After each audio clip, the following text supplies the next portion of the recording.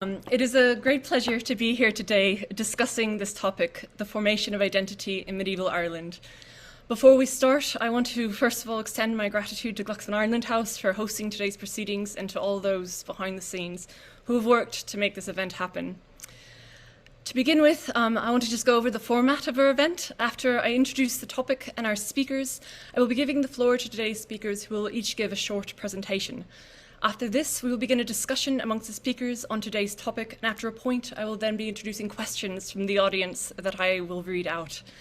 And on that note, please do post questions and comments in the chat, and as we go along, and I will pose as many questions as I can in the latter part of the programme.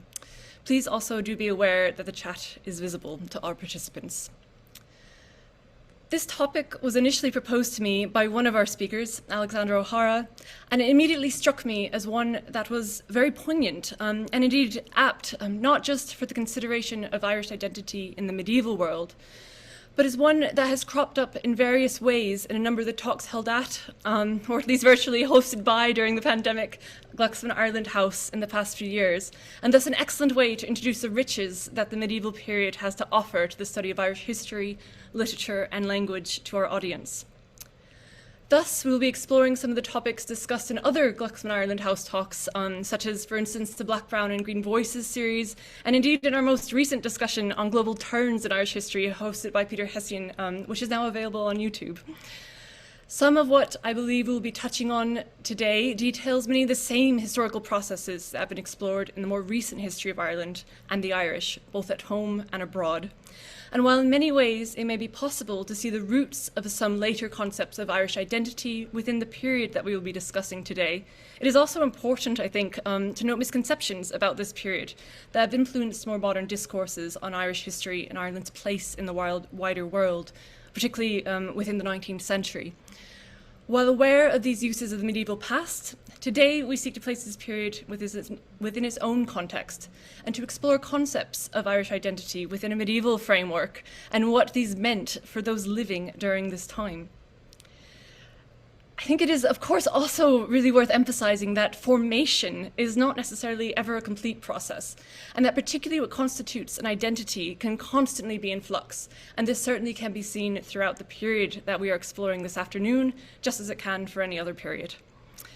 Along with that, there are, of course, many different ways of considering the topic of identity, as well as a great deal of evidence, perhaps not as much as we always might like, but still a great deal of evidence to sift through in order to distill perceptions of identities or identities.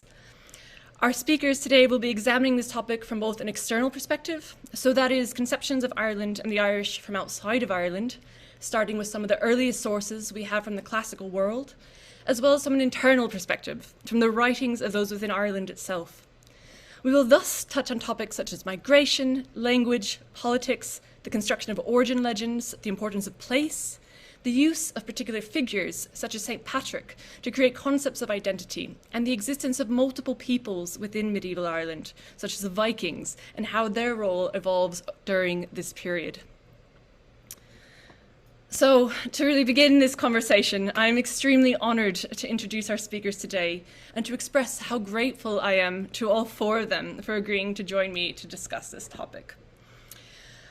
I will start with Máire Ní Mhaonaigh, who is Professor of Celtic and Medieval Studies in the Department of Anglo-Saxon, Norse and Celtic at the University of Cambridge. She has authored a large number of publications on a wide range of topics in the fields of medieval Irish language, Irish as well as Welsh literature, both within Ireland and in the wider European context, and on the history of Ireland, including on the Hibernal Norse and their world. She has also led a number of groundbreaking projects, including her work on Edil, the electronic dictionary of the Irish language, which has, I think, really revolutionized the use of this important resource, and she is currently the principal investigator for the Leverhulme Trust Project, Mapping the Medieval Mind, Ireland's Literary Landscapes in a Global Space, which examines the medieval Irish Dinhennicas, the medieval lore of places. Dr. Patrick Wadden is an associate professor and chair in the Department of History at Belmont Abbey College in North Carolina. He obtained his PhD from the University of Oxford, and his research focuses on the history and intellectual culture of early Ireland and Britain. He has published several pioneering articles on a variety of topics concerning both Ireland and Scotland, and most recently, indeed, it is actually quite hot off the press, I believe, he's edited a book with Lindy Brady entitled Origin Legends in Early Medieval Western Europe, which is now out with Brill. Dr. Alexandra O'Hara is a fellow in the Faculty of Theology at St. Patrick's Pontifical University, Maynooth, and a lecturer in the Loyola Institute at Trinity College, Dublin. He has held research fellowships at the Institute of Medieval Research at the Austrian Academy of Sciences in Vienna and the Institute for Advanced Study in Princeton. And most recently, he's been a Fulbright Fellow in the Department of Celtic Languages and Literatures at Harvard University.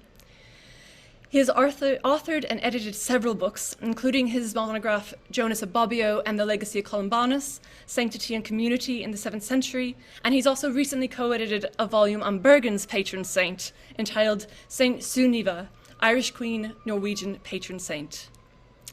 He is presently working on a co-authored volume with our final speaker, Justin Michel Colvin, which is entitled From Savagery to Sanctity and Back Again, Imagining Ireland, the Irish, and Irishness, from Antiquity to the Coming of the English, which explores the cultural perception of Ireland and the Irish in Antiquity and the Middle Ages. And indeed, Justin Michel Colvin is an adjunct professor in the Department of Modern and Classical Languages and Literatures at the University of Tennessee, Chattanooga, where he teaches in both the language and culture tracks. A specialist in ethnic thinking in the late antique and early medieval Latin West, he has taught courses on topics such as the barbarian migration, Celts as an ethnic category, ancient and late antique historiography, late Roman social history in the Latin West, and the uses of the natural sciences in the study of the pre-modern past.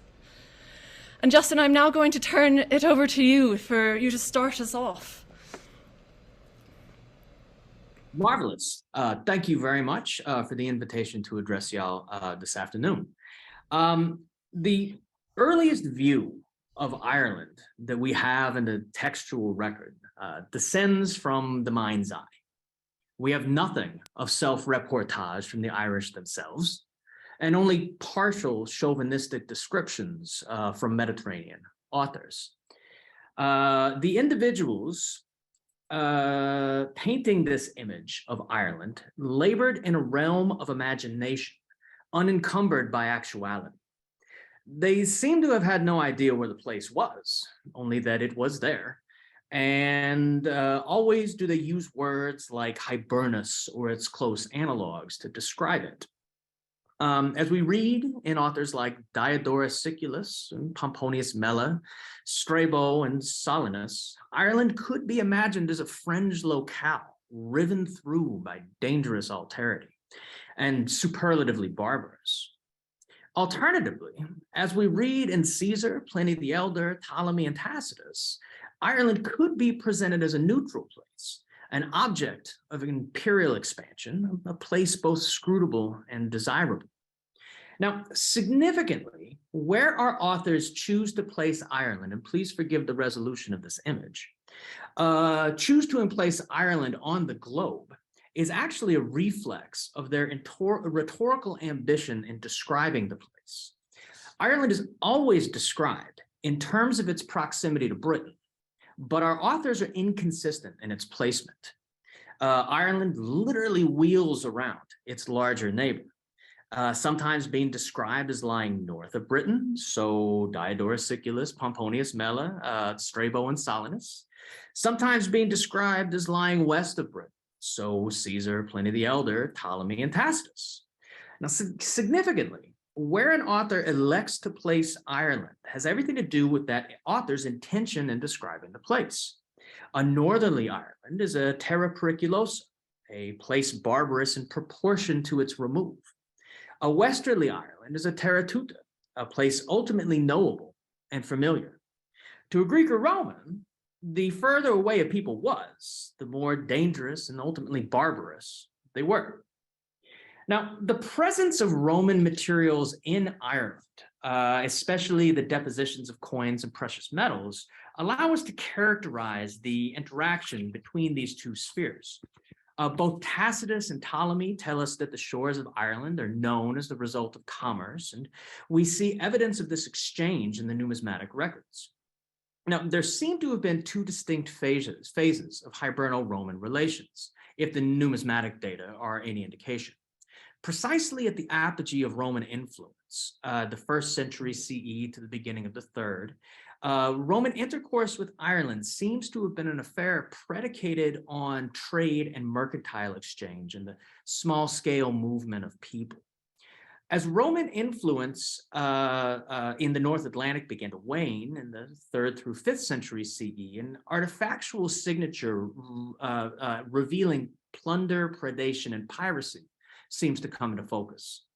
The 4 hoards of coins uncovered in Ireland, the 4 hoards of Roman coins uncovered in Ireland, speak to the shift from profit as a predicate for intercourse to plunder as the predominant mode of numismatic entry. Now, but beginning in the work of Juvenal, writing in the very early 2nd century CE, we see a marked tendency to use Ireland as a rhetorical placeholder for geographic and thus ethnic extremity. This process is facilitated by the introduction of a new ethnonym in the early 4th century, Scotus. In a forthcoming project, I argue that the word Scotus was a late Latin coinage borrowed from a Brythonic language in response to Irish piratical interloping in the late Roman period. And thus, perhaps these Scoti might best be understood as constituent to the process of barbarian migrations in late antiquity, alongside Goths, Vandals, Franks, Italios. Whatever the case, the rhetorical content of extremity, as voiced by the contributors to the Duodecim Panegyrici, Claudian and Jerome, signaled the ends of the earth, right? Terra ultima, beyond which nothing more was. Accordingly, for these authors of late antiquity, Scoti represented a ready-to-hand superlative. Significantly, this usage was not constrained to one religious perspective. Claudian, a pagan, and Jerome, a Christian, could use this comparandum sensibly and handily. And it is into this ethnic field that St. Patrick, that most non-Irish of Irish saints, emerges. The earliest voice emanating from Ireland speaks with a British accent. While the floruit of his ministry is endlessly debatable, it is quite clear that he was writing his Confessio and his Epistula ad militis Corotici sometime in the 5th century. The scion of a landed family of diaconal status, Patrick was very much the exponent of his late sub-Roman moment. But he was also a late antique Christian who took seriously the enjoinder of Acts 1:7.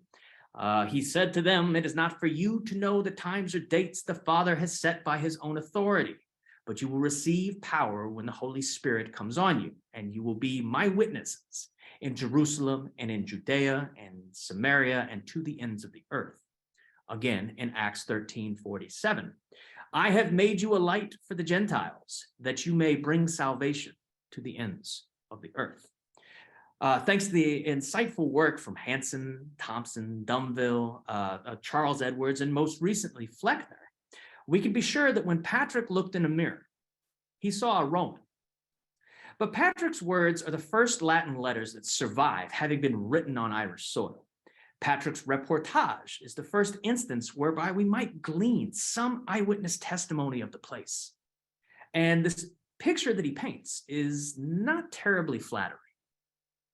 On your screen, you see a list of every instance in which Patrick refers to the Irish ethnically. And it is clear that his usage, whatever the famous deficiencies of his Latin, tacks closely to late antique usage. Patrick was equally comfortable using ethnonyms related to Hibernus and Scotus, though he does not use them interchangeably. Everywhere, he prefers to term Ireland the place Hiberion, which seems to me a Gracicism and which seems an indeclinable noun as it always appears in the dative, ablative, or locative.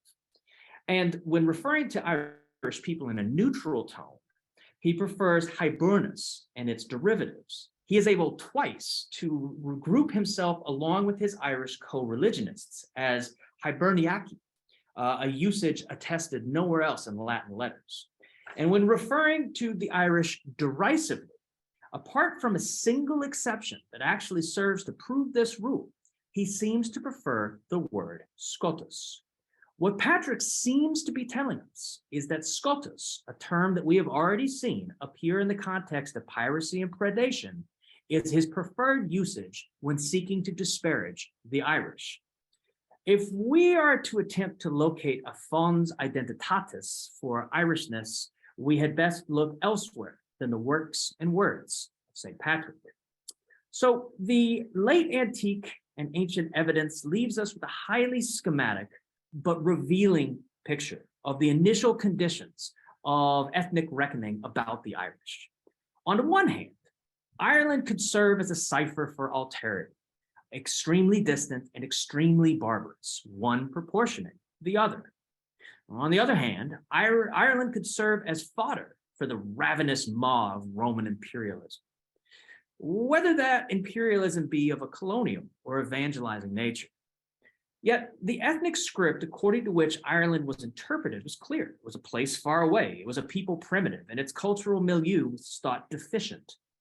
The Latin letters imported by Patrick served as the baseline by which the Irish could join themselves to Roman and Christian ethnic discourse, thereby engaging in a sort of autoethnography, the likes that we see in Irish-born Latin-writing hagiographers of the 7th century, like the lamentably lost Otan, Cogitosus, Tirichan, Emirhu Macnatheni, and it is by means of the Latin they inherited from antiquity that the Irish began to make sense of themselves. Thank you very much, Justin. This is a fantastic, I think, beginning that nicely contextualizes us and sets us very much in the world from which our medieval period begins. I'm going to hand it now over to Alexander O'Hara to continue the presentations and to lead us into a discussion. Alex, please. Thank you, Sarah. So as Justin was saying, it's helpful to think about Patrick's eschatological biblical worldview, and a sense that now that the gospel had reached the ends of the earth in Ireland, he very much saw it in that light. The eschaton, the end time was imminent, and the second coming of Christ was heralded. And so Ireland's peripherality from the late antique view was seen as a centrality within the terms of a biblical salvation history viewpoint, if we think of Isaiah and the coastlands far away. And it's in the 6th century, the latter half of the 6th century, that the Irish church begins to turn outwards. And it's from this time, particularly from the 7th century onwards, where we have very strong articulations of Irish identity, primarily by people who left Ireland, religious exiles like Columba of Iona and Columbanus of Bobbio and their successors. And this corresponds to a period of endemic plague, the Justinianic plague, the world's first pandemic, which reached Ireland and which ravaged Western Europe. This map is showing the extent of the Irish the first Irish diaspora, essentially, from the middle of the 6th century onwards. And you'll see the different colors, essentially, that showing they're following new dynasties in terms of patronage. So with the Carolingians and then the Ottonians, they're moving further eastwards as the patronage moves further eastwards. So this is the earliest depiction of St. Columba of Iona, showing here in prayer. It's from a St. Gallen manuscript from around about 800. It's interesting that Columba, a member of the powerful Ineal royal dynasty, in the earliest poems about Columba, it's very much the Ineal dynastic aspect and the regional aspect that is associated with him. The earliest elegy, written soon after his death, refers to the Irish as an idolatrous people. And when we turn to look at Adamnan of Iona, so Columba's successor as abbot of Iona, he's the 9th abbot, writing about 100 years after Columba's death at the end of the 7th century, we see very much the normalization of Scotus. So it's dropped the pejorative connotations that Justin outlined. And we see here at the very beginning of Adamnan's life his interchangeable use of Scotia and Hibernia or Ivernia. And indeed, he uses Hibernos, Ivernia, about 19 times, and Scotia is used 69 times throughout the Vita Columbae. But we see here that he's primarily, it's a stylistic feature to avoid using the same term twice rather than for any other reason. And actually, Adamnan is disparaging of the Irish language at the very beginning of his work, Gaelic, which he always refers to as Scotiche, but he's actually disparaging of it. He mentions a number of occasions to different regions of Ireland and to the regional ethnonym. So he talks about a native of the district of the Connacht, where I'm from, in the west of Ireland. It's interesting that, like Columbanus, who we're going to look at in a moment, he clearly sees Ireland and Britain as part of Europe at the end of the 7th century. So it's interesting here his use of Europe and framing that within Ireland and Britain. Justin mentioned that Patrick is the first. We have the first corpus arising from Patrick, but Patrick is Romano-Briton. Really, the first corpus, literary corpus from an Irish person that we have is the literary corpus of St. Columbanus of Bobbio. He leaves Ireland in around 590 and he heads south into continental Europe. He eventually ends up in Bobbio, where he dies in 615. So he's the first one to really express an Irish sense of identity in writing. And he very much plays with this idea of Ireland at the ends of the earth. But he's seeing it again within a kind of eschatological perspective, like Patrick. He talks about all of us Irish as inhabitants of the world's edge. But again, Ireland's peripherality has now become central to salvation history. And we see here, this is some of, I hope you can see all of this, his use of Iberi to refer to the Irish, but Scotum, Scotus. He refers to himself Scotus, and this is an interesting example. He's writing to Boniface IV here in 613 from Milan, but he seems to be using this in a pejorative sense, Scotus. So he's a stupid Scotus pilgrim to write. So he's denigrating himself here.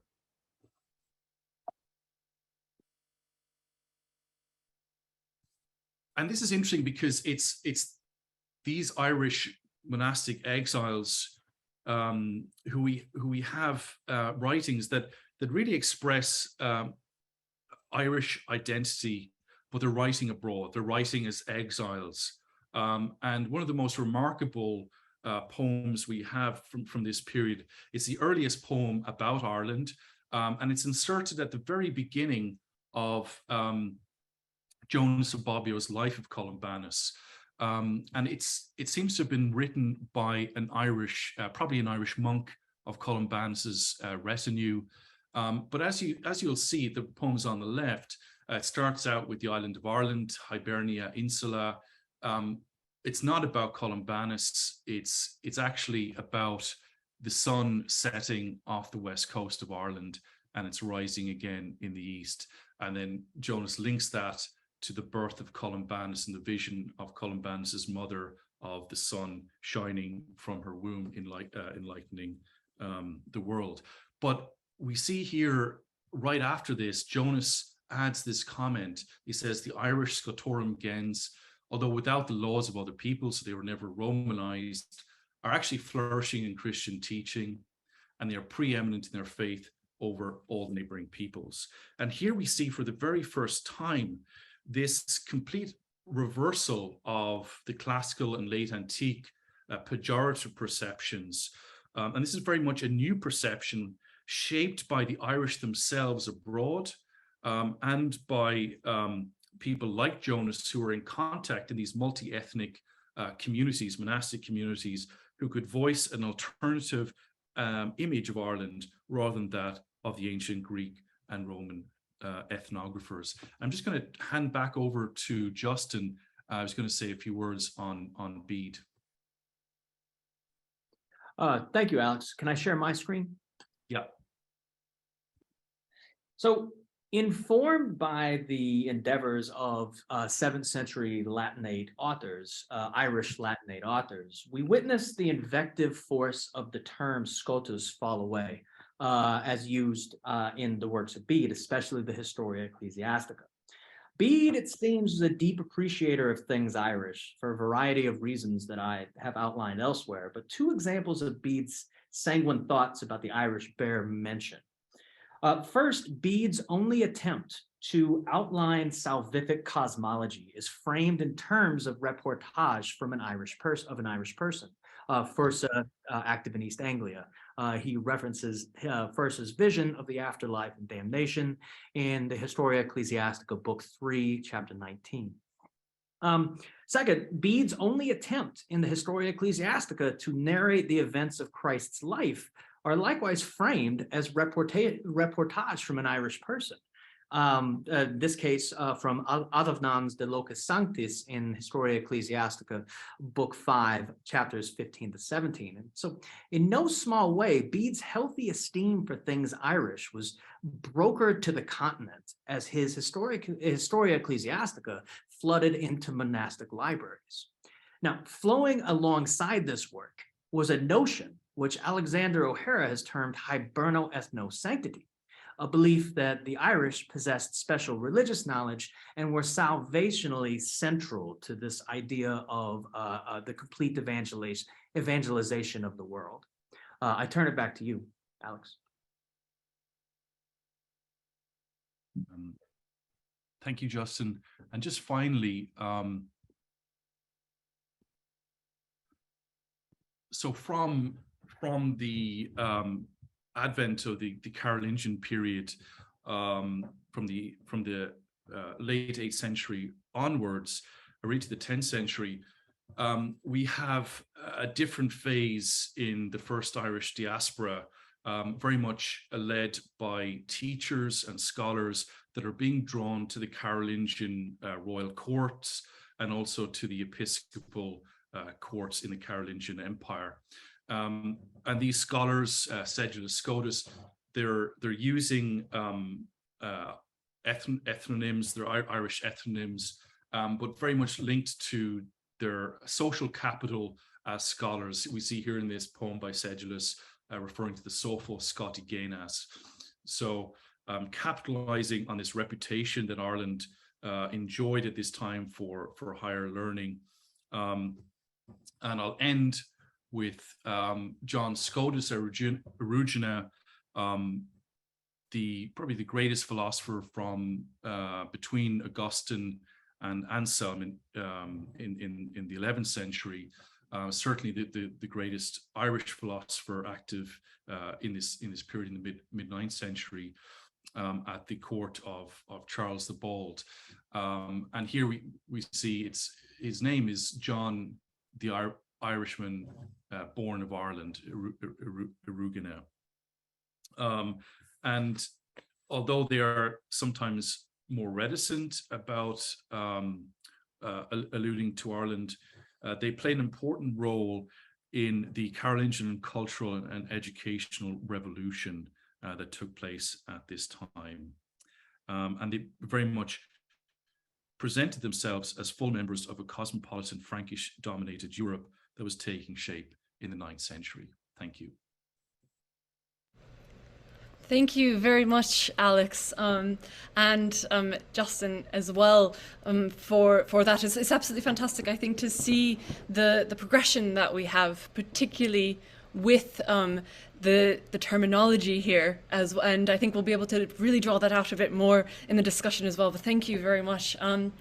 We're now going to turn to some of the views on Irish, Irishness in Ireland itself, from within Ireland. So I'm now going to hand it over to Patrick Wadden, who will be walking us through some of this. Patrick. Thank you very much, Sarah. So yes, as Sarah said, I'm going to shift our focus a little bit from outside views or the views of Irish men outside of Ireland to people writing in Ireland, the inhabitants of Ireland. And I'm just going to guide slowly through a couple of texts and suggest that, try and draw out some of the things that I think they can tell us about how the Irish thought about themselves. And maybe two quick notes before doing that. This is a topic of great interest, great intrinsic interest. We're dealing with the period, or I guess Justin guided us through the period from the kind of fragmentation of what had once been the great united Roman Empire, where the unity of Rome in the West was replaced with a patchwork of kingdoms, the identity of which was expressed in ethnic terms. So we have a kingdom of the Goths, kingdom of the Franks, kingdom of the Lombards. So we're dealing with a period when gentes, peoples, are coming to dominate the scene in Europe, as opposed to the unity of empire. Within this context, there are parallels between the Irish experience and the experience of these other peoples on the continent. There are also some things that make Ireland distinct. The fact that it had not been incorporated into the Roman Empire is one. The other is to do with the political situation. So the Frankish identity was closely associated with the Frankish kingdom, for example.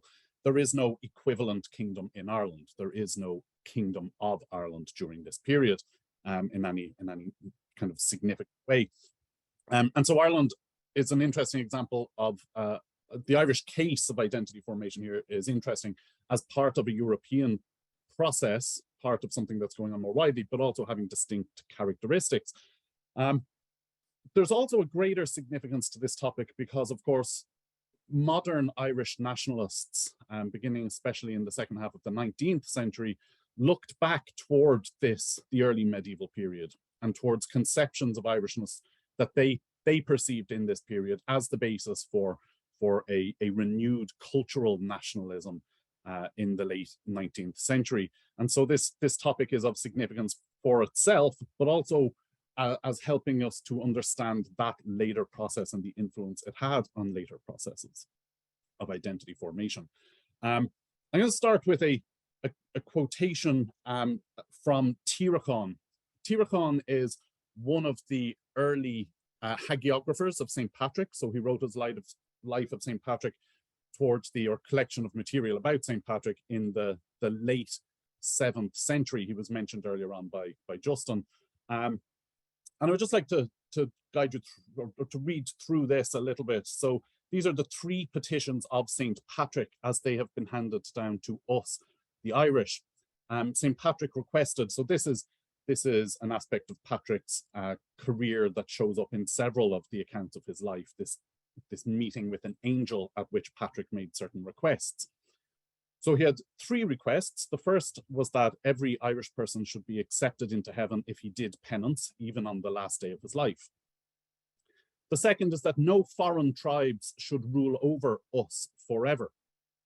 And the third is that none of us, that is the Irish, nostrum id est hibernensium, should live longer than 7 years before the day of judgment.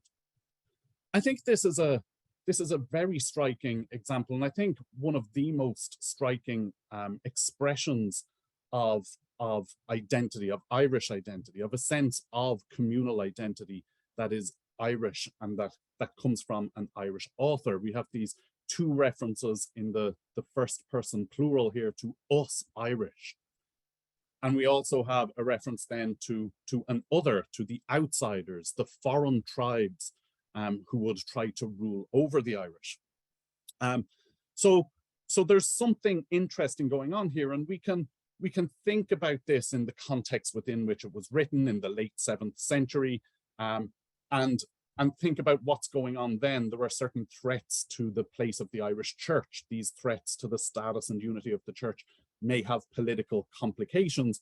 And that nonetheless, within this, one of the reactions, as we're seeing from Tírechán, is to assert this strong sense of belonging to a community defined as Irish and defined against others, these foreign outsiders. There's also here what we might call a reference to self-determination, might be the modern term that applies, in that no outsiders should rule over us. So although Ireland is not united politically, there is at least a concept here that Ireland should be ruled by Irish people. Tírechán's Hibernenses, the Irish people with whom he identifies, it's not explicitly defined what characterizes these people and who belongs and who does not, except for the fact that it is their relationship with Patrick. And here we see this eschatological element to Irish identity coming to the fore yet again. The Irish had been converted by Saint Patrick, at least in Tírechán's conception of that process, and it was Patrick who would judge them and ensure their passage to heaven as a community, and not as individuals, but as a community. But aside from that, Tírechán has relatively little to say about what it is that makes an Irish person. If we were to look, or that defines Irish identity, if we were to look for other identities, there are a number of expressions of it.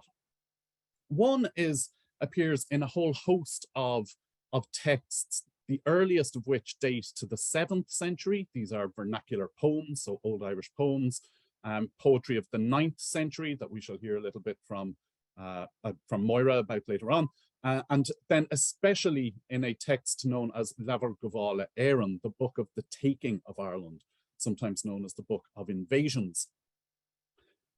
The heart of this story, which traces the migration of the Irish from a Scythian homeland in what is now Eastern Europe, or I suppose the Ukraine.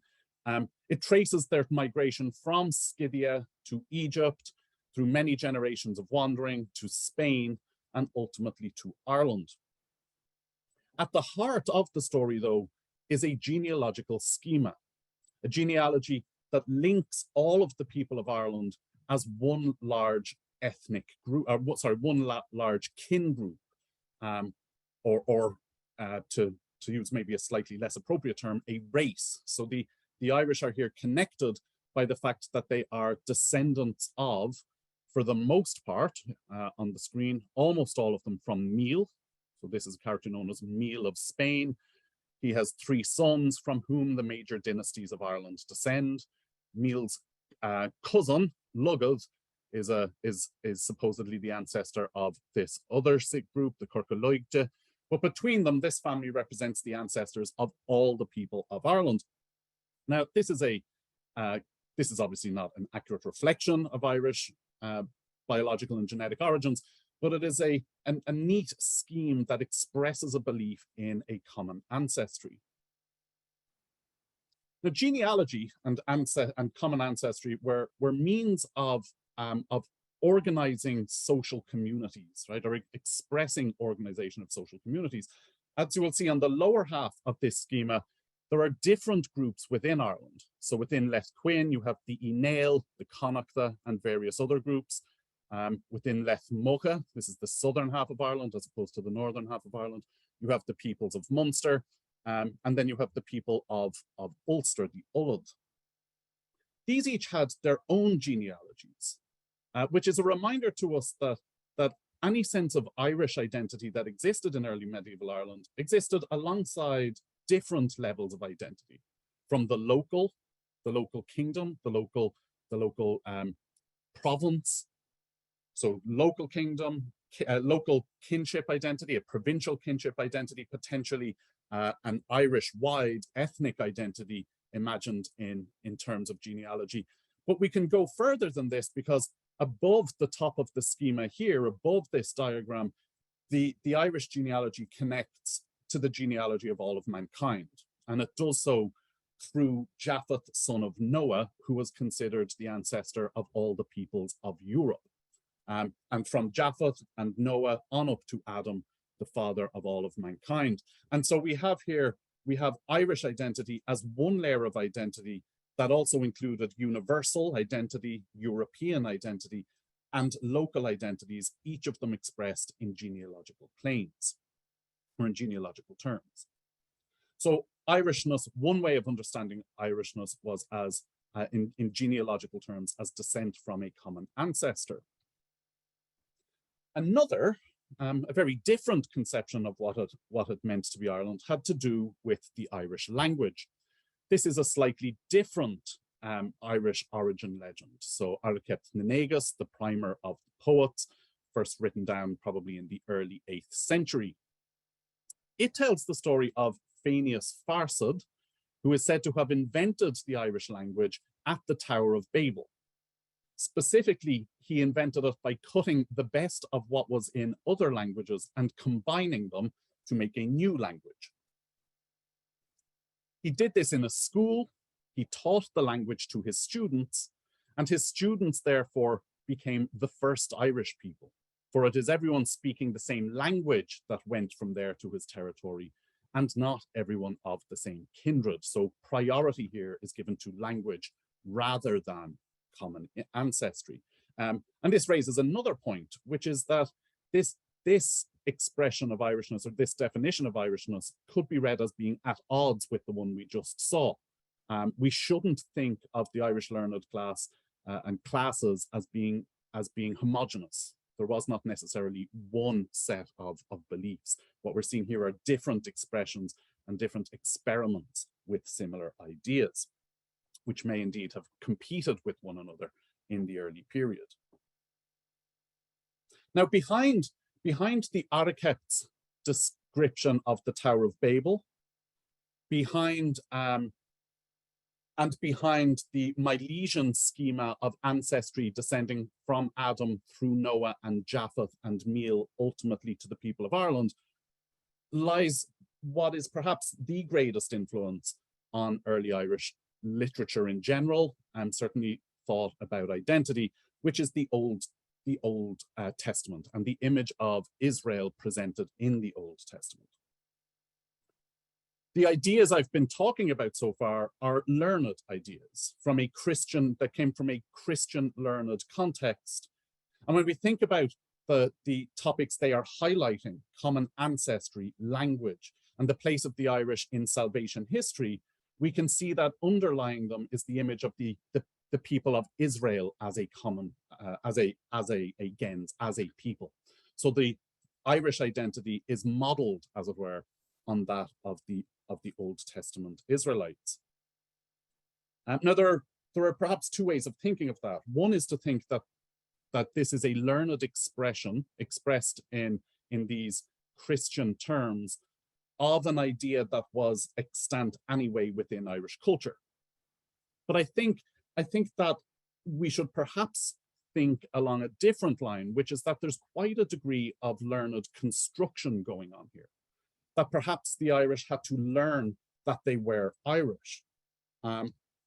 With regard to that, I'm going to finish up with reference to this poem, this 9th century poem by the poet Máire Ní Mhaonaigh, which is entitled Conamuna that's na Nadal, or whence the origin of the Gaels.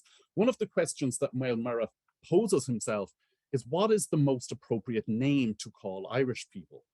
He offers us 3 alternatives: Scots, Gaels, and Féini. And I would just like to finish by making the point that none of these are vernacular terms for the people of Ireland in origin. So the Irish version of the word Scot comes from the Latin word Scotus and is clearly a borrowing into Irish from Latin. You can trace that borrowing in the writing of St. Patrick, in some early papal correspondence. It is then taken up by Irish scholars themselves in reference to their engagement with those older texts. So the word Scotus, the Scotty, enters the Irish vocabulary from abroad. The same is true of the term Gael, which is in origin a Brythonic word, or what we might say is a Welsh word, where it had derogatory connotations similar to those associated in Latin sources with Scots. So again, this is a term that was used by Welsh people and by Welsh authors to refer to the Irish in a derogatory sense, and then was adopted by the Irish themselves as an ethnonym. The term Féini is of Irish origin, so it is an Irish word originally, but it did not originally mean all of the people of Ireland. It was rather one ethnic group or one community within Ireland that was distinct from others. So several early texts refer to the Féini alongside the people of Ulster and the people of Leinster. And it was only over the course of the 7th and perhaps especially the 8th century that the term earned its new meaning of Irish people as a whole. So I'd finish with this point that we're dealing here with very much a learned discourse about Irishness, one in which the Old Testament, as well as some of the Latin material discussed by Justin earlier on, looms large, and that may not only have shaped the expressions of Irishness that we find in medieval texts, but may well have influenced Irish thinking about the nature of identity and their place in the world. Thank you very much. Thank you so much, Patrick, for that. This is fascinating, and it's really fantastic how kind of each talk is nicely building on the other to kind of paint this picture. I just want to remind everyone that the chat is open for questions, so please do feel free to write questions or comments in the chat, and we will be getting to them before too long. Before, however, we turn to discussion, I'd like to invite our last speaker to give her presentation, Professor Máire Ní Mhaonaigh. Thanks very much. And first of all, apologies for my camera. It is, of course, a little bit later here, but it's not quite the middle of the night as it might appear from the camera. So first of all, apologies for that. I suppose I really want to just go on from what Patrick has been saying, and how he's kind of mentioned the fact that, you know, this notion of Irish identity that we're getting in the earliest kind of vernacular texts is very much reflecting a kind of a learned elite viewpoint. And also, I suppose, that it was informed and driven very much by kind of political agendas in many cases. So as Patrick has shown, kind of genealogy, migration, legends, shared origins were used to bind groups together. And so in a way, identity formation involved kind of constructing the past in various ways. And, you know, things like language, ancestry, religion, shared custom was involved, or indeed, of course, any combination of those. I suppose really the point I want to talk about here, just to finish, is that identity is, of course, relational. So collective identity is very often expressed with reference to others, neighbouring groups, as well as those, of course, further afield. And the poem that Patrick just referred to, Whence the Origins of the Irish, Con Amonadus Waidler, written by a cleric in the 9th century. This is the beginning of it in one particular manuscript. But in this particular poem, for example, 6 groups are deliberately set aside. They're not part of the Milesian scheme. So again, their identity, as it were, they're not admitted to the Milesian fold, a contemporary kind of political statement, undoubtedly. But again, it shows that their identity is being described in relation to others. And of course, in Maelmurra's time, he died towards the very end of the 9th century. Invading and settling Vikings formed a point of comparison, and indeed a very significant kind of relational strand as far as identity is concerned. And this is expressed most commonly in the sphere of religion. this had a very specific resonance in 9th century sources, where kind of pagan Vikings, they're differentiated from Christian Irish. So what's happening is that very, very deliberately and for specific purposes, categories of us and them are being created. And this binary was, as you might expect, emphasized in particular in ecclesiastical sources. But again, unsurprisingly, of course, the reality was very, very different on the ground. It was much more complex. So from a very, very early period, alliances between Vikings, still called pagans and heathens, and Irish are recorded almost as early as Vikings, for example, start settling, start overwintering in the country. They overwintered in Dublin for the first time in 840, 841. We have reference to an 841 alliance.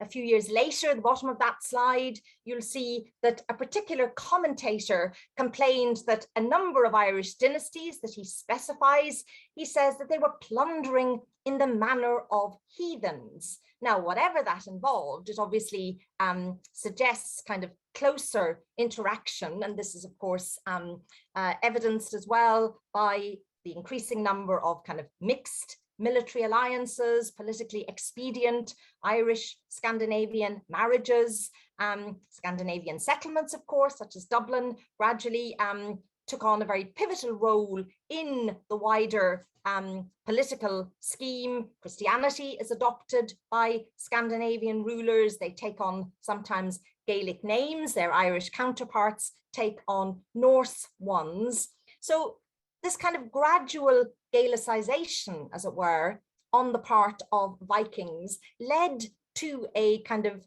the emergence of a mixed identity or a mixed group in terms of identity. And this we often term Hiberno-Norse.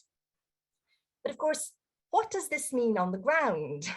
How did this mixed group self-identify? What language do they speak? The evidence is that shared language, so shared language, as it were, among Vikings, Old Norse, did remain important to kind of the Viking diaspora, as it were, not just in Ireland, but also elsewhere. We know that Norse was a language of commerce. We know that from a number of loan words into Irish that come from either Norse or Old English. Sometimes it's not entirely clear.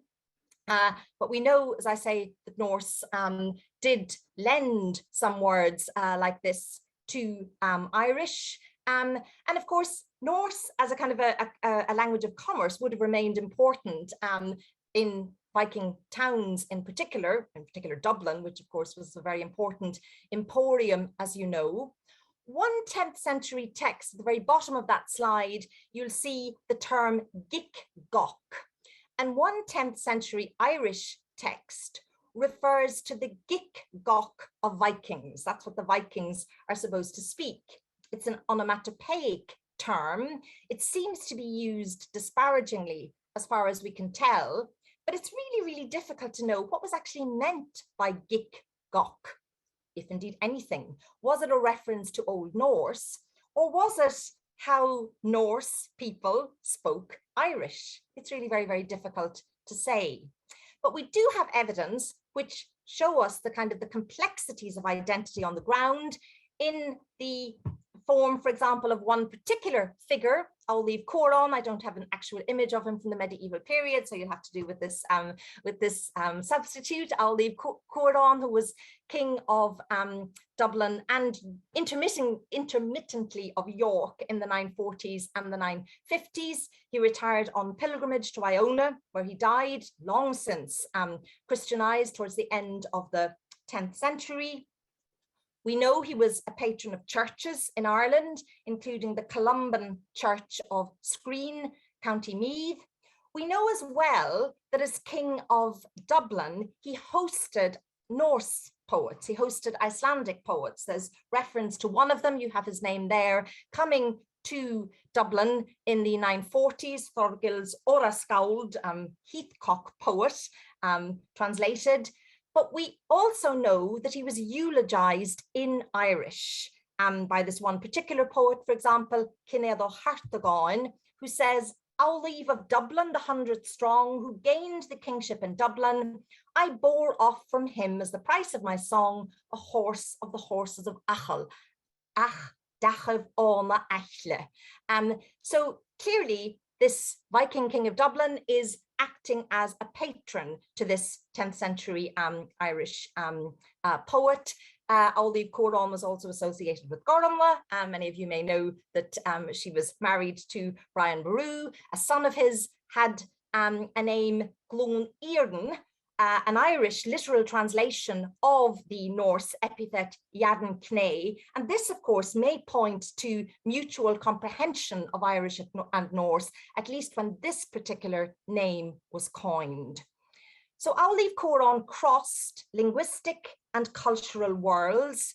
Again, he represents a particular type of elite Hiberno-Norse identity, but one which really was quite a significant strand in the mix of Irish identities in the 10th and 11th centuries. It's associated, as you might expect, primarily with kind of urban settlements, if that's not too anachronistic of term. The other thing actually, bringing us round to something we discussed at the beginning, is what we also have evidence for is that these Hiberno-Norse were very partial to Irish saints, that they venerated Irish saints in particular. And this much is reflected in one early 12th century text, which writes Owleave Cuaráin's group of Dublin Vikings anachronistically into the story of Ireland's conversion. It's called Shenachas Gaul Orthakia, the Shenachas, the history or the tradition, the knowledge, the information about the Gaul, the Vikings of Dublin. It tells us that Dublin was named after a woman called Dubhlin. Dubhlin gave her name to Dubhlin. She was drowned in a Dubhlin, which is the Black Pool. And she was drowned on the day that Patrick, we're told, arrived in Dublin. So Patrick revived her. And as a result, the Vikings convert to Christianity. That's what the story tells us, and they reward Patrick. It's of course fiction, but it's instructive nonetheless, because the identity of the Dublin Vikings is being very, very deliberately linked with Christianity, but also with their own place, with Dublin. It's a type of dinhenachus, kind of history about places, which links particular groups to specific territories through their agency over the land, through their control of the land. So really what we see here in this particular text is Vikings being woven into a landscape, literary and indeed literally, which then becomes their own. This text also has political undertones, as Elizabeth Boyle and Liam Bernach have shown in their edition of it. In effect, it was designed to highlight the dues and levies that were owed to the Church of Patrick, Armagh, by those in Dublin. So this again shows us kind of group identity being coloured very much by political concerns. But notwithstanding that, of course, what this poem also shows us, it provides valuable testimony to literacy in Irish on the part of Hiberno-Norse at the beginning of the 12th century, because it only makes sense if we assume that Vikings could understand it, as it were.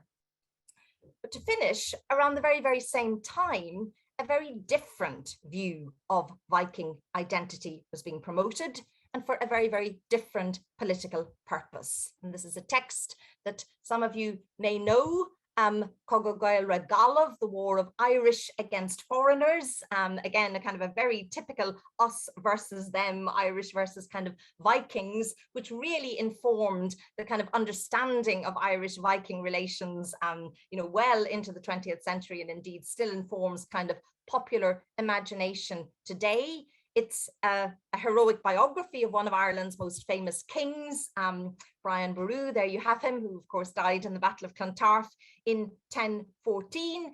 It's an elaborate extended narrative, but designed to glorify his descendants by exalting King Brian. And one way of doing this, of exalting him, is to make him triumphant against Vikings that are presented anachronistically very much as heathen foes and as military machines. So in defeating then what seemed like an invincible opponent, Brian and of course thus his descendants are impressively extolled, but they don't bear any resemblance at all to the inhabitants of Dublin that we saw in Cenachus Gall. So literature and life, as it were really kind of operating here on very separate lines. And I wanted to end by bringing us back to terminology, because of course it's a moot question as to what these Dublin inhabitants would have called themselves by this point in time.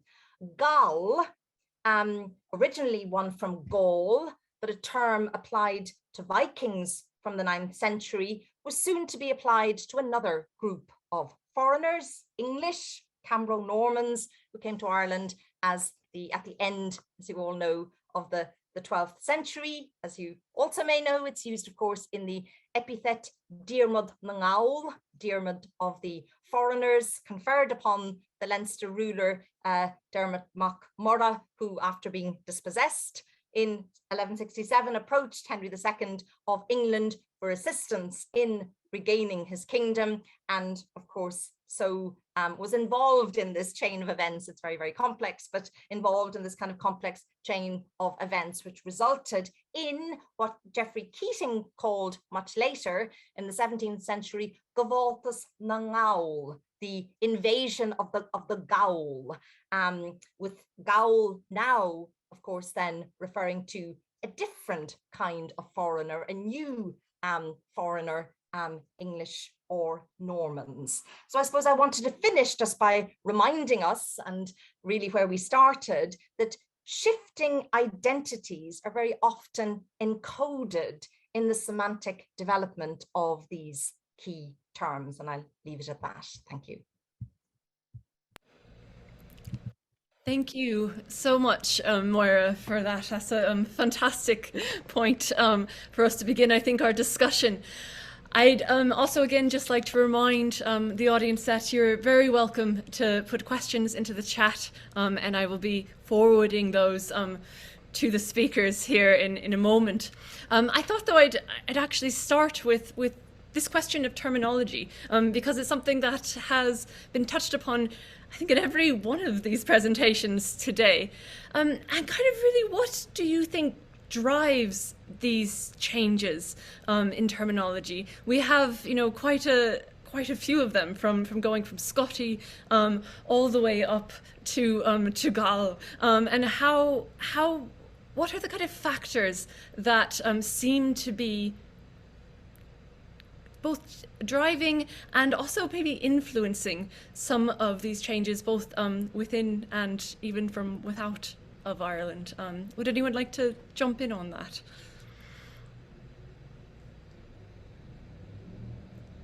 Well, as I was just talking about Gall, I'm very happy to perhaps just continue a little bit with that. I mean, I suppose the very fact that Gall could be used for Vikings in the 9th century, where it had been used for people from Gaul, and indeed we have a very nice reference in an 8th century text to Gaulish wine, fin Gall, which again shows us, gives us a kind of a nice perspective about how they were kind of encountering Gaulish people. But I think the very fact that it could be used then for Vikings, and then of course later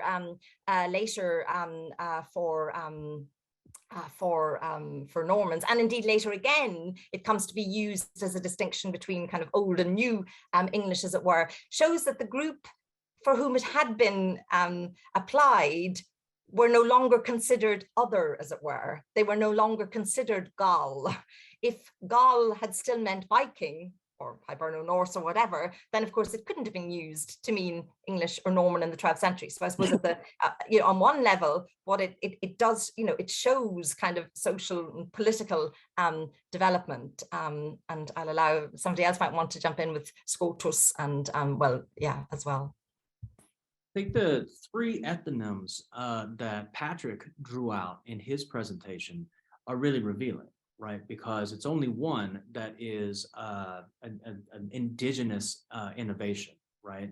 And the Feni in this case, both Goyle and Scot in Irish, Scotus in Latin, were imported from outside. And so this notion of like a Smith, Anthony Smith says something to the effect of the act of conferring a collective proper name is critical to processes of ethnogenesis, right? So the coming into being of a people, right? And so I think that it's quite illuminating. I'm not sure exactly what it illuminates, that the two of the three names that Patrick drew out for collective designation of the Irish were foreign importations. It is, I think, quite revealing there that the way in which the Irish began to be able to think about themselves is really in dialogue, is really in discourse with places not Irish, right? And I don't know if Patrick has any additional thoughts on that, but I think that terminologies are really, really important. Of course, the Hiberno-Norse may not have been running around calling themselves Gal, right? But they may well have been, right? So I think some of the sources that Máire and I were talking about are vernacular sources, and there's a massive, I mean, as I'm sure everyone here knows, the Irish, the corpus of vernacular material from early Ireland is, at least in comparison with other parts of Europe at the time, is vast. I mean, there is this vast corpus, and it varies a great deal in terms of what we have. So we have vernacular legal material, we have the great sagas such as the Táin Bó Cúailnge that people will know, but it's very largely coming from a small circle of very learned people. Even this vernacular material we should think of as emanating from a learned ecclesiastical circle, and in that context, the people who are writing it, at the very least, the people who are writing it down, and there may be some oral background behind what they're writing, but the people who are writing it down are they are scholars, and in their intellectual world, there are certain texts and certain textual traditions of great weight and authority. Certainly, scripture. Right, scripture is right up there at the very top of this list, and if you think about the worldview that the Old Testament, if you are take a literal interpretation of the Old Testament is a world in which everybody descends from Adam, everybody descends from Noah, and you can trace yourself back to one of Noah's three sons, right? Genesis chapter 10 says that the world was repopulated after the flood by people in their gentes and their nationes. So the expectation in a Christian worldview is that the world is made up of peoples. Now, the Irish initially don't know where they necessarily stand in this, but some of the other very authoritative texts that they read, certain texts such as writings by St. Jerome or Paulus Orosius, who writes this very influential history against the pagans. Orosius says Ireland is home to the Scotti, the Pope. The Pope who sends the first bishop to Ireland, right? This is Palladius, who was sent before St. Patrick, probably almost certainly before St. Patrick. He is sent, the record we have of this is that he is sent to the Scotti. Now, the Irish need not have ever thought of themselves as being Scotti until they read something like this. You can actually see in the writings of Columbanus, whom Alex mentioned earlier on, in his earlier letters, he refers to the Irish as things like Hiberi. But when writing to the Pope, right, so in conversation with the Pope, he adopts the word Scotus. And there are lots of reasons for this. Alex brought some of them up. The idea that it's kind of derogatory and things like this, but he's also echoing what is papal language, right? The Pope sent sent emissaries to the Scotti, and now here is a Scotti coming back and writing to the Pope. So the terms, the adoption of the language is or of some of these terms, and this doesn't hold for all of them, but for some of these terms, it comes from these very authoritative sources that come with great cultural weight and cultural baggage. Yeah, so that's I think part of it. Yeah. I'd also like to jump in and to sort of extend Patrick's thinking because I absolutely agree that these learned names. I think it pays to sort of think about the function of an ethnonym. At its very core, a collective name, ethnonym, delimits group belonging and marks out the parameters of collective identification, right? It does the linguistic work of assigning membership of individuals to collectives, right? Though, of course, membership need not necessarily preclude other memberships and these kinds of things. But ethnonyms are at their very core are, I think, what Mikhail Bakhtin would call dialogized words, right? Words that are the site of contestation about belonging, and embedded into them are ideas of character, vocation, craft, these sorts of things. It's never just as easy as assigning somebody to a group. You're also assigning a meaning to that group, in a sense, right? And so I think that the appearance of the word Scotus in Latin in the early 4th century, it seems, is, I think, really telling, because it appears to effectively supplement, if not supplant, earlier reference like Hibernus and its analogs, and really does describe a new circumstance of predation, it seems, in Britannia. And so I do think there is a certain amount of invective force that the word initially had, but over the course of its use, especially its sanitization by 7th century Irish hagiographers, a usage which then gets picked up by Bede and then brokered to the rest of Europe, we see that sort of the semantic field shift somewhat, right? Whereas it could have in earlier circumstances been derogatory. By the time Sedulius Scotus or Johannes Scotus Erugina is describing themselves as Scotti, right? It has lost that invective force. And as Alex and I are arguing in the latter part of the book we're presently working on, it accumulates a completely different sort of cultural cache. I just might add there to what Justin is saying, that if you look at some of the continental saints' lives on Irish saints, particularly from the Carolingian period onwards, you do see this confusion in terms of Scotia and Hibernia, and also geographical confusion. And I'm thinking particularly of, there's one saint's life who talks about the fabulous weather in Ireland. So obviously he'd never been to Ireland, but I think that's something that's kind of later, this kind of confusion between Scotia and Hibernia. Without wanting to derail us too far, Sarah, just to pick up on that, one of the issues of imprecision, one of the issues related to the vagueness of these terms, is that they are sometimes quite imprecise. There's a question in the chat from Felix Levin about the term hibernensis. Felix, to my understanding of that is that it's, as it is specifically a play on Hibernia, that it is intended to be Irish with an emphasis on the territory of Ireland, and that it would perhaps have a vernacular equivalent in the term Fir Éireann, meaning the men of Ireland. Whereas the terms that the kind of ethnic definitions of Irishness that I was highlighting, the common ancestry theory, the common language theory, these are not at any period in history, these are not restricted to Ireland. So from the earliest historic period, there are significant settlements of Gaelic speakers in northern Britain, what would eventually become Scotland, the new kingdom of Scotland in the 9th and into the 10th century. And so you have these terms, the term fear éireann, which is sometimes clearly used synonymously with Gael, but didn't necessarily have to be, because the men of Ireland did not include the Irish speakers in Britain.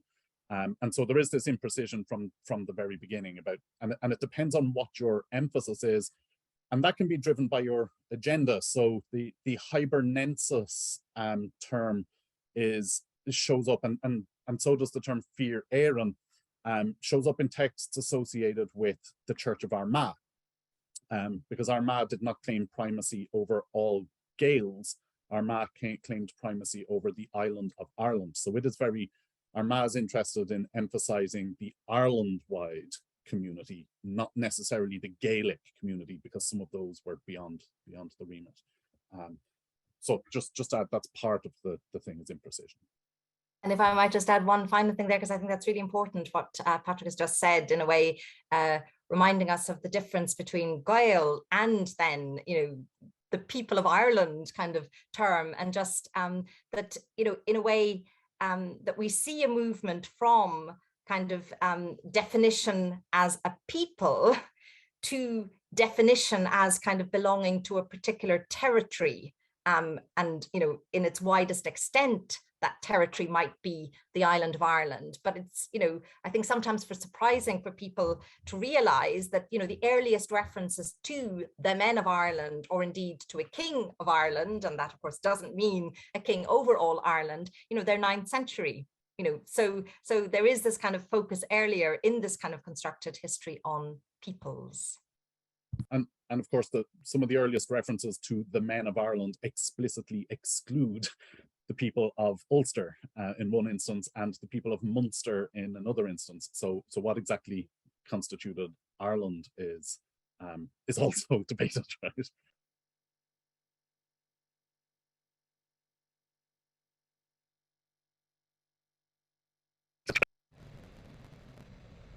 Thank you all so much for that. I think this is a fantastic, just kind of going off that point, and I'll be turning to questions in the chat in just a second. I was wondering about a bit the various identities that coexist, and I think we've just sort of discussed that a little bit. But Patrick, you kind of mentioned in your talk as well this whole issue of the fact that we have all these much smaller territorial divisions, and how people kind of might have ranked or understood themselves to be on the ground. We have our literary and intellectual text. How much do you think we can extend that, both beyond the realm of scholarship, but in terms of how actual people are seeing themselves? Do they see themselves as being several identities within Ireland at one time? I'm sure they did. In a very immediate sense, your extended family, your identity as a member of an extended kin group mattered in legal terms. So according to early Irish law, it's not quite true to say that the kin group was the basic unit, but if a person committed a crime, part of the fine would have to be paid by the extended family. If a victim of a crime, the extended family would receive some of the fines, according to the law that land is held by kin groups who would share it between them. So your identity as a member of a kind of larger than extended family, but smaller than a big regional identity, that kind of thing would have mattered very greatly on the ground. And the genealogical corpus is probably an interesting way to explore that, because we have lots of genealogies for very small communities. From the kind of 7th and 8th centuries, we have a huge body of material, long lists of names of people who really on the political scene weren't all that important, but probably knowing their extended family was for various reasons. Now, whether those people cared what happened further up their genealogy than 3 or 4 generations, and where it connected, which son of Noah it was connected to, I think probably for that kind of information, we're dealing with a small group. So I think, Máire raised the interesting possibilities about people going to Dublin, and you know, what language are people speaking in Dublin? And if you were someone from one of the surrounding areas who spoke Old Middle Irish, and you wander into Dublin and everyone's speaking Old Norse, probably then you feel in a very immediate sense that there's something different, that these people are not quite the same as you. But since the textual material that we have comes from such a small circle, I think it's quite difficult to get much of a feel on that. I don't know if Máire would have more to say on that point. No, I absolutely agree. I suppose the other way maybe where you can see kind of different different levels of identity is, of course, that, you know, they might have got a piece of land to kind of farm from one particular kind of close king, but then they might have had to kind of, they'd have to do military service, as it were. They'd have to go out on a hosting with, you know, a king perhaps much further away. So again, you know, they owed their primary allegiance to their own kind of ruler, but because that ruler had various kind of had various associations with other rulers, through that, of course, they were brought into kind of different levels of identity. But I absolutely agree that it's so difficult to actually just kind of find out what's happening on the ground, because we have this wealth of material, but it is from this kind of learned elite. It's a written, rich, you know, hugely varied corpus, but it tells us about a certain, a certain level, a certain kind of class. And I'm reminded of the circumstance as outlined in the Vita Sancti Flanani, which is really a bit of pious Adelsheilige, where that's trying to basically sanctify the lineage of the Dalagash and Turlough O'Brien in the 12th century. And so you could really kind of, I guess, cook the books there when it comes to these genealogies, to say the very least, and those connections that they would thereby imply for horizontal relationships, and not only just vertical or temporal relationships. Thank you very much. I'd now just like to introduce a couple of the questions that are coming in through the chat. So Thomas O'Donnell asks, what are some assumptions about medieval Irish identity that you see in popular or academic discourses that are perhaps the least accurate and get in the way of the study of identities during the period, perhaps the most? That Ireland is special and that Ireland is different. I mean, that really is. If we start from that point, you know, we just go in very wrong directions. So, and you know, there is, I think, a general assumption out there that Ireland is, you know, exceptional, special, different. Of course, it has distinctive characteristics, like all groups do. But as I hope we've kind of shown this evening, you know, the same kind of, you know, trends, the same kind of, identity formation, formation of identities that we see elsewhere in medieval Europe were also happening in Ireland. So anyhow, sorry, I jumped in, but I think that really is something that does skew the discourse, the popular discourse. Could not agree with you more, Máire. That they save civilization. That's, you know what I mean? That's really what moved me and Alex, I believe, to want to write the book we're writing right now, is to serve as effectively what is a corrective. I think that there was a sense in which the Irish were eschatologically significant, at least in the minds of early medieval, late antique Christians. But the notion that they save civilization is I think, pernicious. I mean, this is picking up on something Máire said, but I think we've all managed to avoid the big C word. So maybe except in the introductions, the Celtic thing, right? It is Celtic. I mean, as long ago as Owen MacNeill's name is mentioned in one of the questions there. MacNeill, who of course is familiar to historians of modern Ireland as well. MacNeill, in his great works on medieval Ireland, he pointed out that you know, the term Celtic was used certainly among Greeks and then Romans, and is certainly used among modern scholars, not necessarily to refer to the same group of people, though there may be some overlap, but the term is almost unknown in Ireland, and there is certainly no conception in medieval Ireland that they are Celts. The Irish don't think of themselves as Celts, and they certainly don't think of themselves as in any way more closely related to other Celts than to the other peoples of Europe. So to take the closest Celtic peoples are people who speak a Celtic language, are the Welsh. And the Welsh claim to be Roman or Trojan ultimately in their ancestry, right? Brutus, who gives his name to Britain and to the British, is a Roman and thus a Trojan. Whereas the Greeks the Irish in their origin legend go back either to Scythia or in some other versions to Greece. I guess you can't be much further apart than being a Greek and a Trojan. There's certainly no concept that they are aligned. So the Celtic thing is part of what Máire mentioned in that kind of exceptionalism. Or in the Leverhulme, Scota is an Egyptian princess, right? Whose son is Goil Glass, right? And so they're in these efforts to try to assign themselves, or at least their own sense of identity, greater antiquity than it might perhaps merit.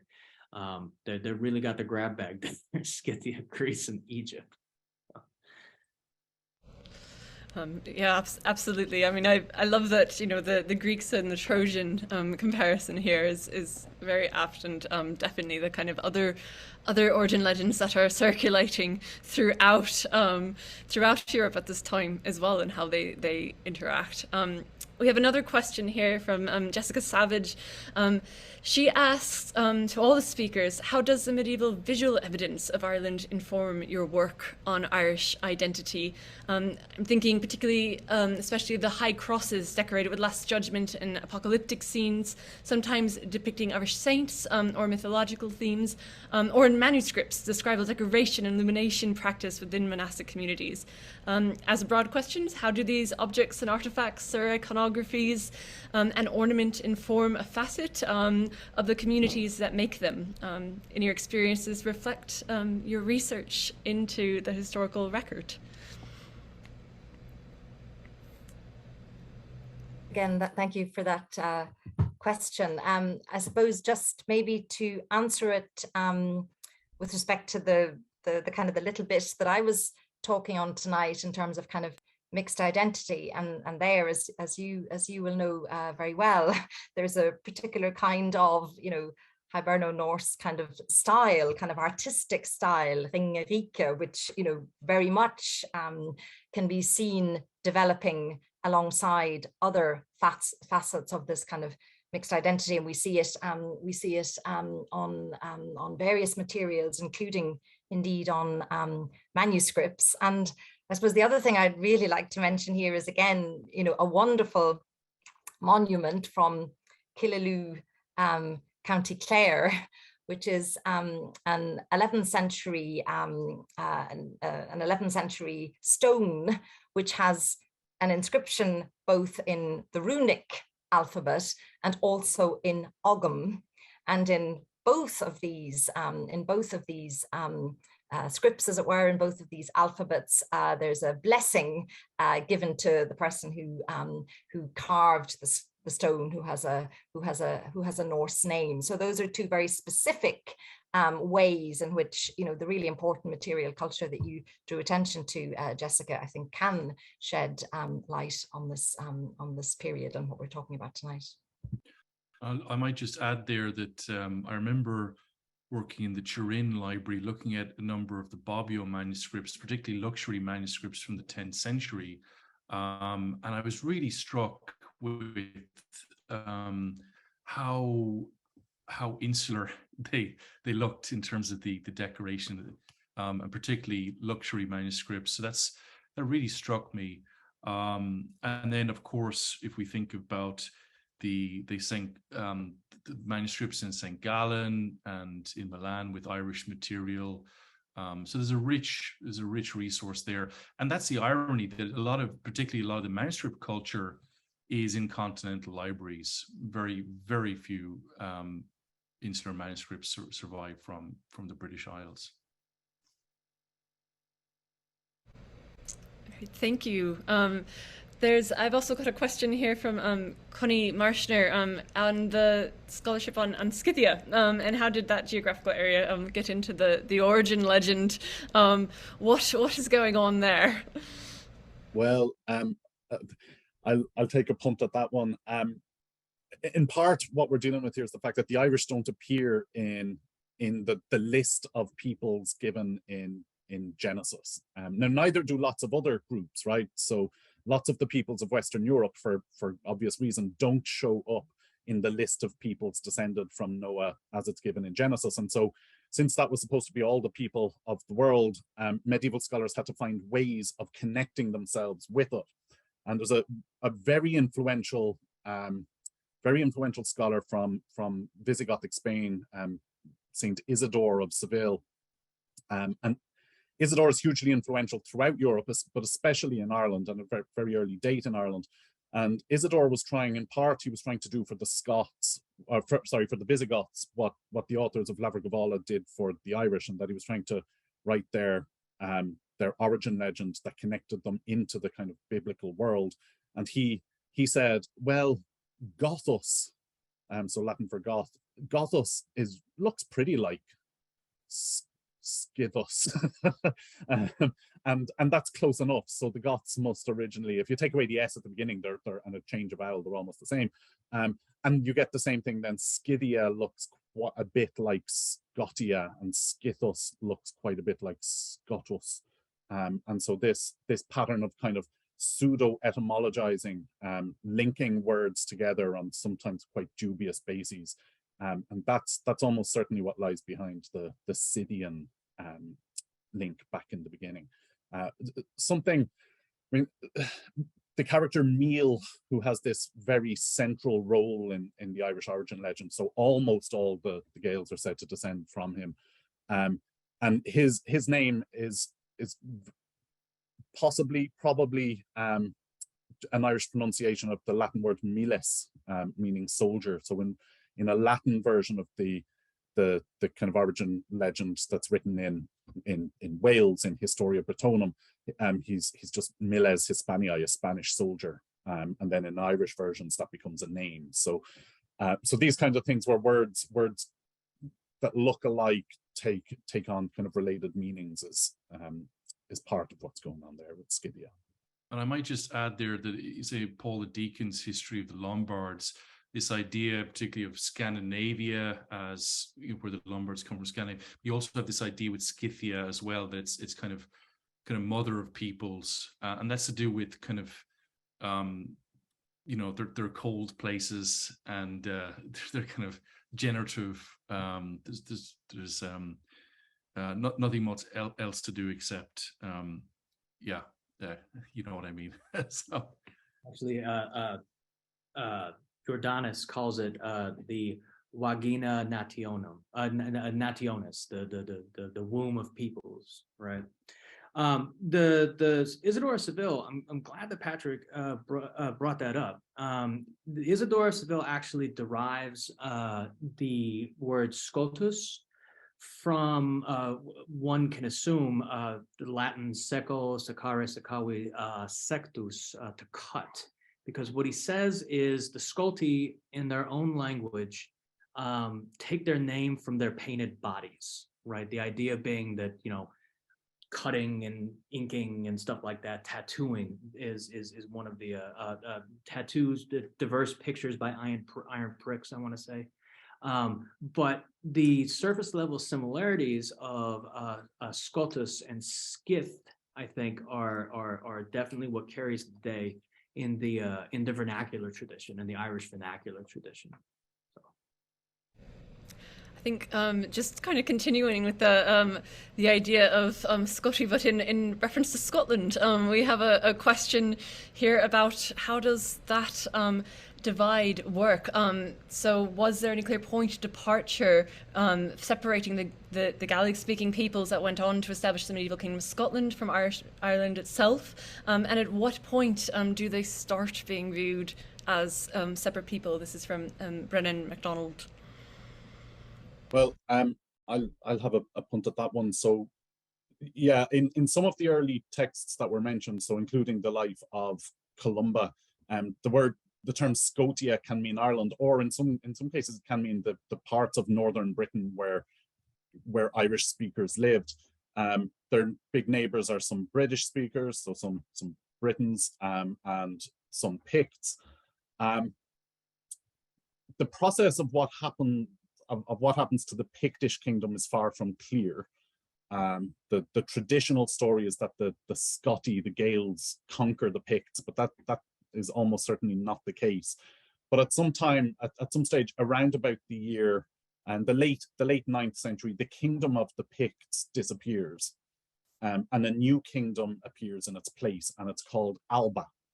And Alba, which is the Gaelic or Gallic name for it, English scholars at the time start referring to it as Scotland, which was a term they had previously used for Ireland, but they now call Ireland, Ireland, and Scotland, Scotland.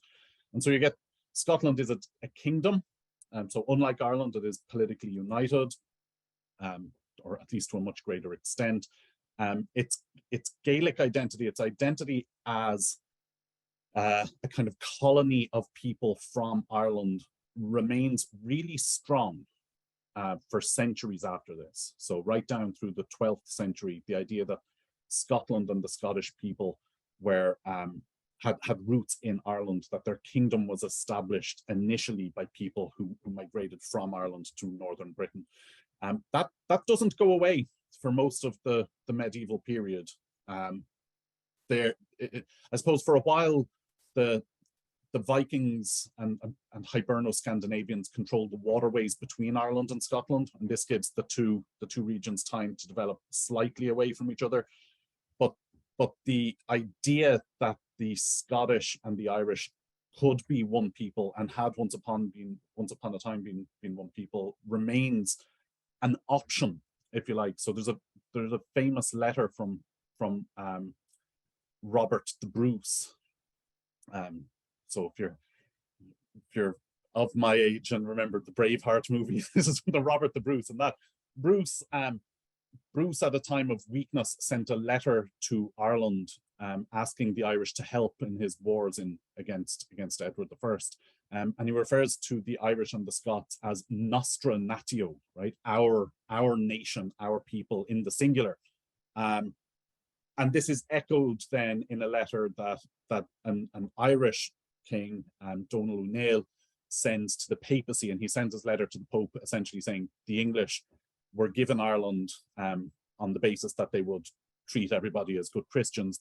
They've broken the deal, so we're rebelling against them, and we're giving the kingship now to Edward Bruce. This is Robert's brother, and we're doing that because the people of, and he uses the term Scotia Minor, so Lesser Scotia, and the people of Scotia Major, that is Great Ireland, Great Scotia, so that's Ireland. The people of Scotia Minor and Scotia Major are one and the same, with the same language, customs, and ancestry.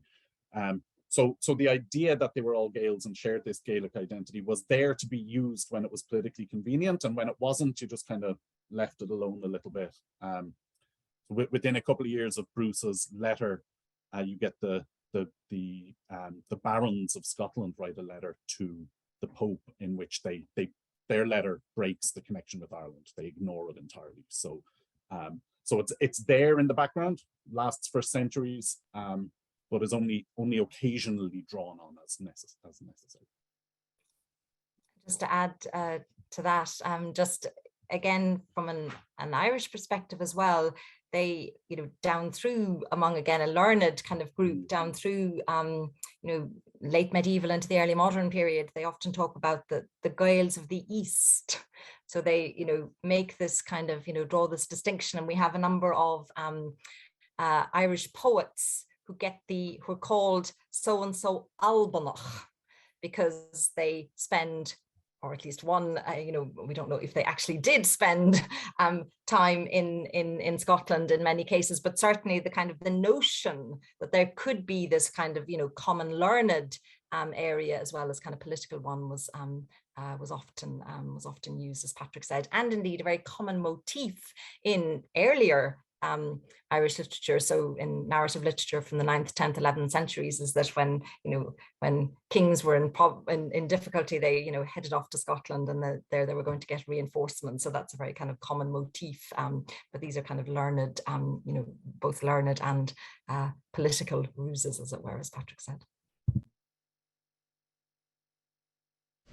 Thank you very much. I think we'll go ahead and start to draw it to a close. I just wanted, though, to end with a question on that is, I think, quite pertinent, being that I'm sitting right now in New York, about what about identity in, if we can say there is one, a medieval Irish diaspora abroad, not only kind of in the early period, with I think Alex you brought out very well, and I think could even expand on here, but later on as well, when we have, for instance, groups of monks in the Schotencloster in the 12th century. Have you any thoughts on that, or do we have any ability to kind of track what's going on in these cases in terms of identity?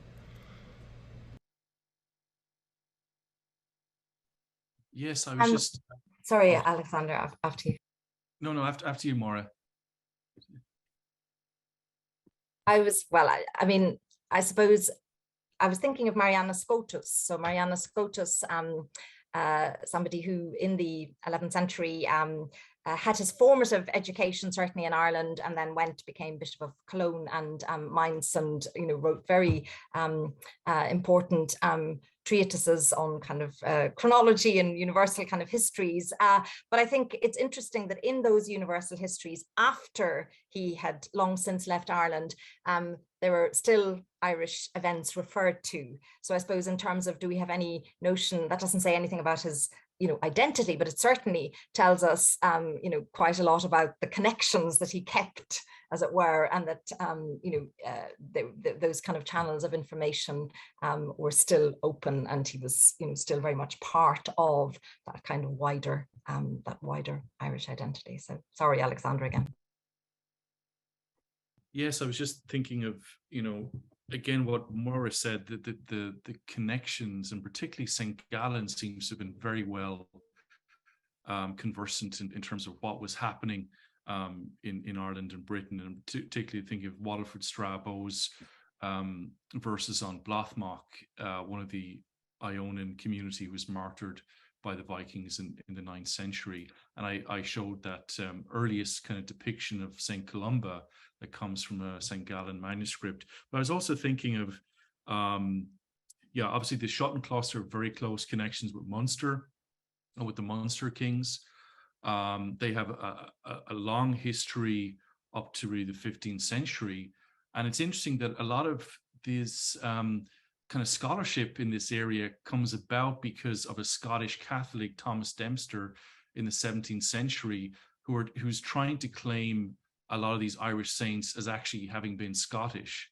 And the Franciscans in Europe, Irish Franciscans take umbrage to this, and they begin to kind of, it becomes a historiographical battle between Dempster but it generates this scholarship and this interest in Irish saints. And I was thinking of the example of Columban of Melk, whom I've researched. Fascinating example. He appears to have been, again, Colman, a very common Irish religious name. He appears to have been the son of Mael Shocknell, a king. And he's on his way to Jerusalem in 1012 after Caliph al-Hakim burns the Holy Sepulchre in 1009 in Jerusalem. This causes outrage in the West. And so he's part of this kind of caravan of pilgrims going to the Holy Land, but he actually gets killed outside Vienna because of talking Irish. So the local people don't know what he's saying, obviously, but they think he's a Czech spy, because this is very much a kind of borderland region. But it's interesting that the Babenberg Margrave, who takes the body of Columban, he's coming from Franconia and from Würzburg, where of course we have the relics of St. Kilian and his martyred Irish in in Würzburg. So for some reason, this Babenberg Margrave appropriates the body of Columban, brings it to his castle in Melk, and so there's again this interest in Irish saints that we didn't talk too much about. Pseudo-Irish saints, there's plenty of those who have Germanic names like Magnus of Fusen or Sigisbert of Byzantium, but who are given Irish ethnicity. And the most famous example, of course, in this is St. Cuthbert, who in the 12th century is given an Irish ethnic background. But that's so yes, there is this connection there, and it continues for a long time.